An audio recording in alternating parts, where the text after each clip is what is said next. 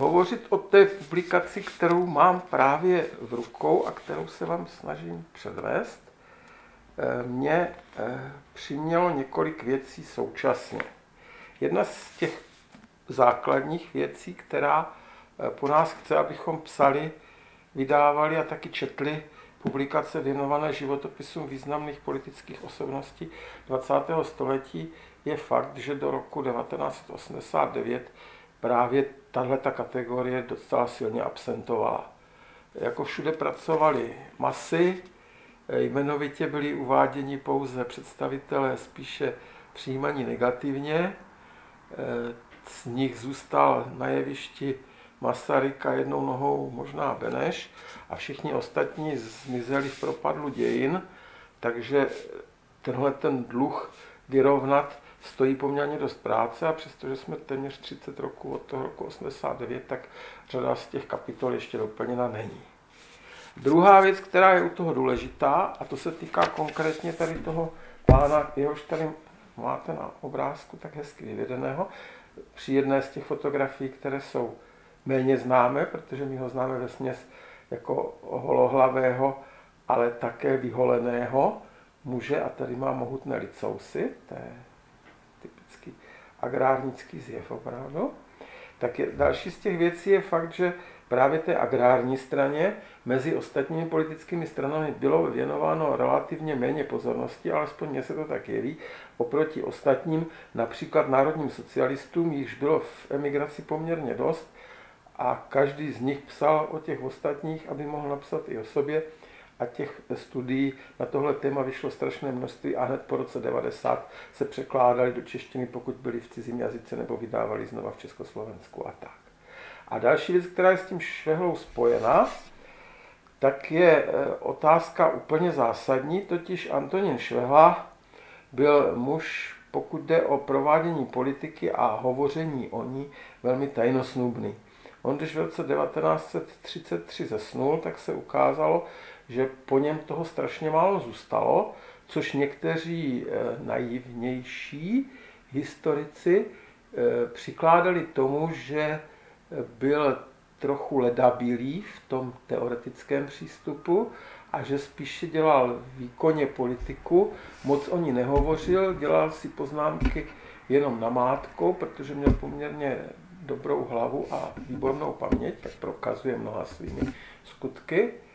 A že tedy vlastně bordelář Švehla nám nezanechal žádný pořádný materiál, na kterém by se dalo pracovat. Ono to tak úplně přesně není a předchůdci paní docentky Broklové, která je autorkou tady téhleté monografie, tak už to dávno zjistili. Ona na to přišla v průběhu chodu své práce také a proto vytvořila takovou trošku zkratku a vyřešila tu situaci po svém. Když totiž přijel na přelomu tisíciletí do Prahy americký, tehdy ještě, myslím, že sotva graduovaný student, americký historik Miller, a zjistil, že jedna z mála z oblastí, která není zmapována, jsou agrárníci, agrárnické hnutí, představitelé tohoto agrárnického hnutí, tak se toho chopil, zpracoval publikaci, kterou vydal tam a která pak vyšla tuším v roce 2002 i česky, ale nepochopil tu jednu základní věc. Když mu říkali, ono o něm nic není, tak to byl pokyn, do toho se nepouštějí, protože o něm nic není. Zatímco on to pochopil stylem ono o něm nic není, tak je potřeba něco napsat. A už v průběhu těch svých prací přišel na to, že skutečně o Švehlově je toho prachmálo. To je věc, se kterou se paní docentka vyrovnává v předmluvě nebo v úvodu této práce. To je nejdelší úvod v knižce, který jsem kdy četl, to má asi 40 stran, to jsem v životě na to nikdy nenarazil. A tam právě se popisují všechny tyhle ty peripetie, které jsou s agrárnictvím, agrárním hnutím a jeho představiteli a Švehlou konkrétně spojeny. A ten chudák Miller přišel do prostoru, jemuž moc nerozuměl, který se snažil pochopit a zároveň psát z pohledu zvenku, což je dobré, to netrestejme, ale psát z pohledu zvenku práci o někom, o kom teď právě získával nové informace a získával jich po čertech málo. Ta Millerova knižka je dostupná, není úplně špatná, je na ní příjemné to, že se někdo dívá na českou problematiku zvenku, ovšem tím tam absentuje ten jeden rozměr, že totiž nemusí všemu rozumět. Když se na to díváte zevnitř, tak jste svedeni nějakými zaběhanými paradigmaty a děláte divné kroky stranou a podobně, protože se to tak prostě vždycky dělalo. A je to taková tradice a v podstatě kopírujete některá klišé a další věci. Když se na to díváte zvenku, tak tomu samozřejmě nepropadnete, jenže vám chybí ten úplný automatismus v té hlavě, který když padnou nějaké termíny, tak vám jako Čechovi tak okamžitě sepnou, zatímco americkému badateli o agrárnické otázce nesepne samozřejmě nic. Takže je otázka, jestli to množství těch pozitivních příznaků vyrovná to množství těch negativních pocházejících z neznalosti. Švehla totiž byl velice zajímavý muž v tomto směru, on to dal najevo a vzpomíná na to můj oblíbený Jiří Stříbrný už v těch prvních svých pamětech, které ještě psal v době, kdy mohl psát, tak kdy to neměl nařízeno ve vězení a tak, že totiž, když komunikoval s Švehlou o 28. říjnu, a oni byli dva z 5 významných protagonistů toho 28. října, tak sám Švehla říká, ne, novináře ne, naším úkolem jako politiku je politiku dělat, nikoliv o ní vyprávět. A když potom se tedy blížil jeho konec, a to on věděl dlouho, protože on byl těžce nemocný vlastně skoro celou dobu první republiky, až do toho 33. roku, kdy umřel, tak když se blížil jeho konec, tak on zlikvidoval kdejaké vzpomínky, kdejaké materiály, dokonce i vlastní diáře, zápisníky a podobně, kde byly jenom útržkovité poznámky a ještě zanechal jako poslední vůli své ženě, což mi tady paní docentka Broklová potvrdila, vzkaz, který byl vlastně při pořádání jeho pozůstalosti až poměrně nedávno odhalen, že totiž všecko, co ještě má nějaký charakter memorábilí na něj, tak má být shromážděno u té manželky, a ne proto, aby se z toho vydala knížka, naopak, aby ona to nikomu nevydala. Takže po něm zůstaly třeba v archivu Národního muzea, což je pro pozůstalosti významných činitelů našich významná instituce, tak po něm zůstaly 2 kartony. Po Kramářových zůstalo 550 koliksy. Je pravda, že teda těch Kramářových je tam podezřelé mnoho, protože on si schovával i lístky od šatny, ale 2 kartony od ministerského předsedy celých 20. roků prakticky, tak je to skutečně málo. Pak jsou po něm různě rozptýlené další zdroje a z toho si paní docentka Broklová vybrala a sděluje nám to v tom úvodu, že totiž nebude psát fakticky životopis. Životopis je ostatně jeden z nejtěžších žánrů pro historika vůbec, možná není-li vůbec nejtěžší, ale že bude psát v podstatě odbornou studii, přičemž ten podtitulek, který v tom názvu je vlastně zadáním toho úkolu, který na sebe položila Antonín Švehla s pomlčkou nebo bez ní, to je jedno, tvůrce politického systému. Čili, že se bude zabývat Švehlovými rodinnými okolnostmi a fungováním hospodářství a činitelstvím v Sokolu a podobně minimálně a bude řešit skutečně to, nakolik byl Švehla tvůrcem politického systému první republiky, aby v závěru došla k výsledkům, že tedy byl Švehlův podíl výrazný, což zdaleka vždycky nemůžeme doložit z materiálů pocházejících z jeho provenience, ale spíše z materiálů, které jsou tak nějak okolo z jednání parlamentu zejména, kde máme už dneska elektronicky zpracované těsnopisecké záznamy těchto jednání a z dalších podobných zdrojů.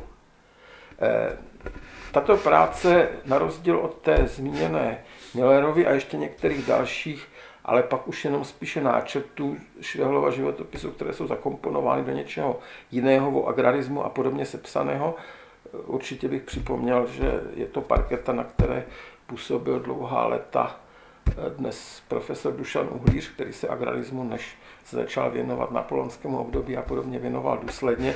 A přestože to byla doba vzdálená od nynějška 40 roků a ten přístup k různým materiálům nebyl tak snadný, tak musím říct, že ty jeho práce dodnes nesou pečeť jisté vysoké schopnosti zacházet s těmi dostupnými materiály.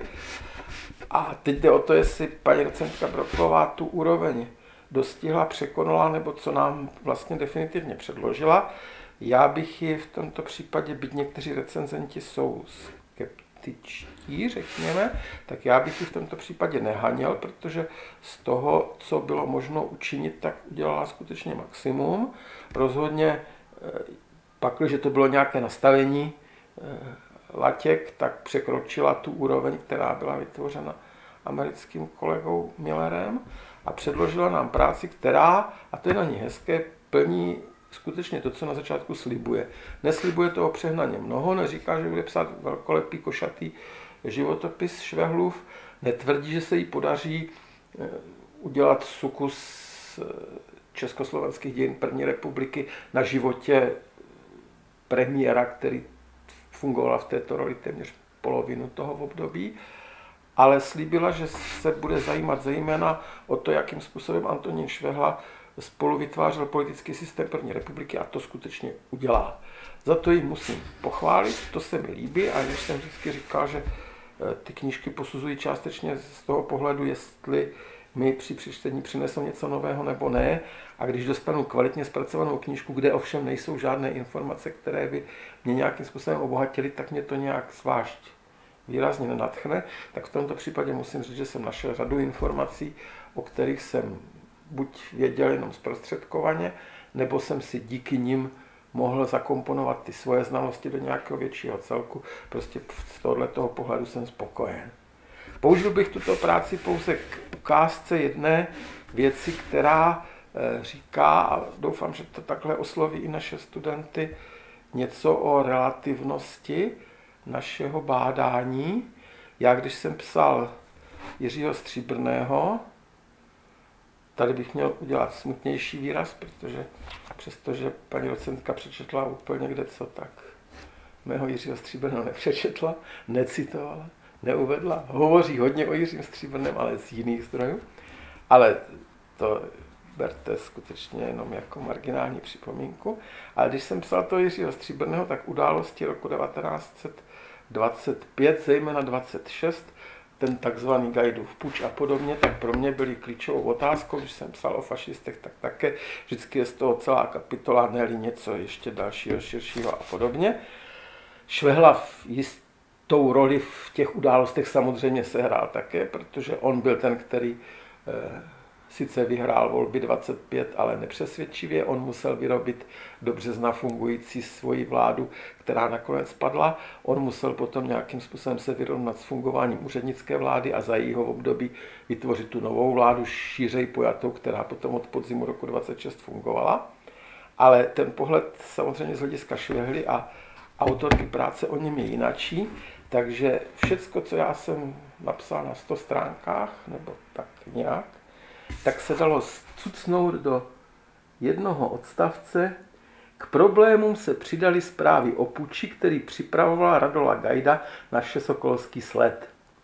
Jeho záměru se však podařilo zabránit, to bych zpochybnil, protože takový nebyl, a sled vyzněl jako manifestace pro prezidenta Masaryka.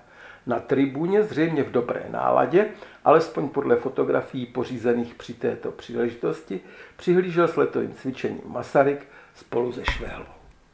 To je vše k dramatu roku 26, který je poslední z otázek, který jsem se v poslední době věnoval a u kteréhožto tématu já uvažuji o tom, že by bylo vhodné napsat monografii a vidíte, asi to nebude nutné, dá se to zvládnout i jedním odstavcem.